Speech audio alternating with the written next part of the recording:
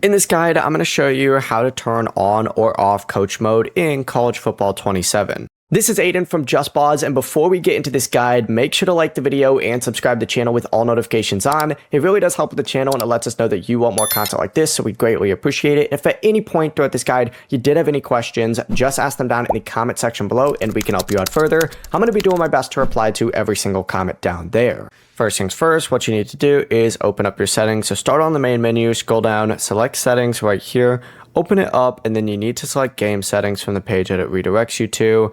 From here, you need to choose the game options tab and just scroll through until you see coach mode. Game options is that first tab. It should automatically put you on this, but you're going to see coach mode enabled, on or off.